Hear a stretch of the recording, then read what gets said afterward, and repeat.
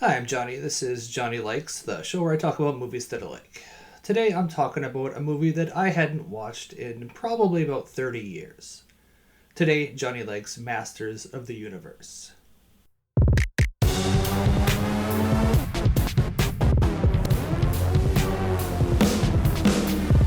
You tell him, Johnny. You tell the world. Our story starts out on the planet Eternia, where the evil Skeletor has taken control of Castle Grayskull. Skeletor has also captured the Sorceress of Grayskull, and by the next moonfall, he will have control over the entire universe. This is bad. That is, unless our hero He-Man has anything to say about it. He-Man isn't on a solo mission, though. He's got help from a few of his comrades. You've got Man-at-Arms, who's a general-type dude. His daughter Teela, and Gwildor, who's the keymaster inventor guy of Grayskull. Gwildor has fashioned a device that allows you to go anywhere in the universe, using some musical tones and sorcery.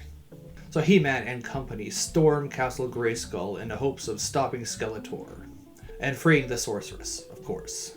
They are unfortunately overpowered by Skeletor's goons, and have to make a hasty escape using the device.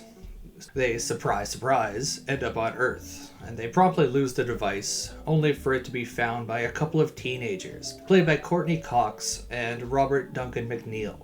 The kids play around with the device and think it's a synthesizer, but by activating the device, they send out a homing beacon that Skeletor is able to zoom in on, and so he sends some baddies to Earth to recover the device. It's a race against time as He-Man and friends must fight Skeletor and his goons, in a battle where the fate of the universe itself is at stake.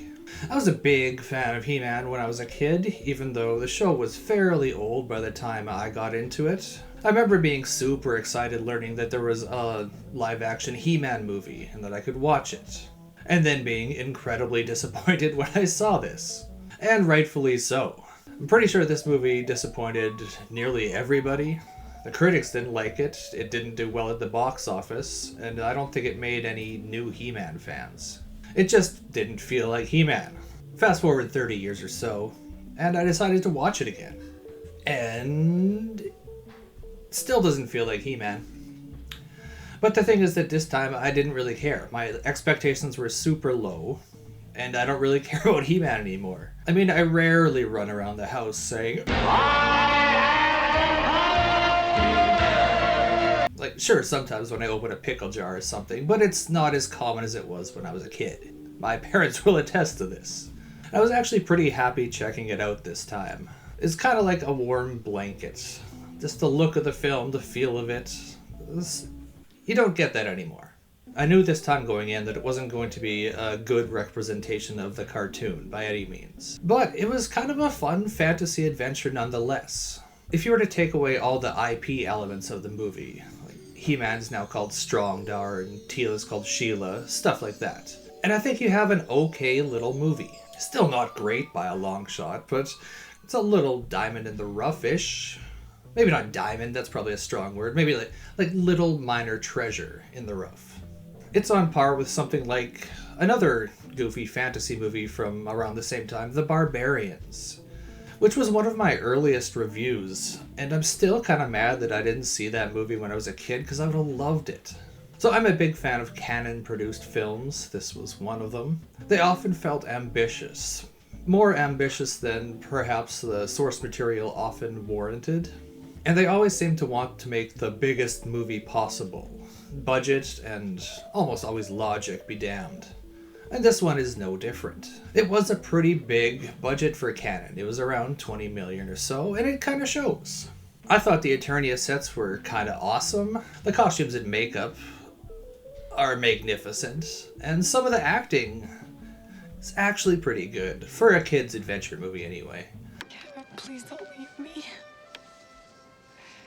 I promise you, Julie. I'll never leave you.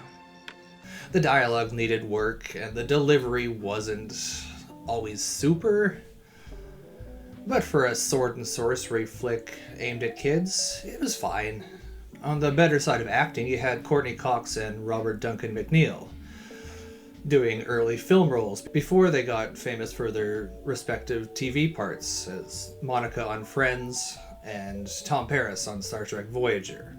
It was fun seeing them in early roles. Frank Langella was decent as Skeletor, and I'm super glad that he didn't try and imitate the nasally voice from the cartoon. And Dolph Lundgren certainly looks the part of He-Man, even if he doesn't have the acting down pat yet. So is it perfect? God, no. There's a good amount of problems with the movie. Lots of plot holes, corny dialogue, sketchy action. This was a little thing that bugged me, but Castle Grayskull looks remarkably similar to the tower from the Dark Crystal. In fact, it looked so similar that I was starting to wonder if they just took the actual prop from the Dark Crystal and just slapped a skull at the bottom of the model. Dolph Lundgren is clearly uncomfortable with speaking English at this point in his life. It's all right. It's all right. It's noticeable. And the lack of fan favorite characters and elements of He-Man, such as Battle Cat, were sorely missed.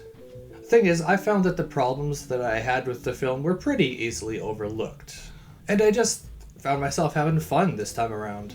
I think that it's definitely a poor adaptation of the source material, but if you can get past that, or better yet, if you've never heard of He-Man at all, then it's a fun fantasy adventure for the 5 to 11-year-old crowd, or the easy-to-please 40-year-olds, such as myself.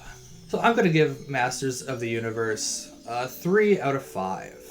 Funny enough, when doing research for this review, I discovered that they're doing a new live-action adaptation of Masters of the Universe. Which, of course, they are. It's an existing IP. Why would they bother writing something new or original when they can make a movie based off a 45-year-old toy line? It worked for Barbie, right? So why not He-Man? I'm not especially looking forward to that one, although I am curious to see Jared Leto as Skeletor. I think that's probably some pretty good casting. So let me know what you thought of Masters of the Universe in the comments. Were you a kid like me and were super psyched to see a He-Man movie and went, what the f*** is this?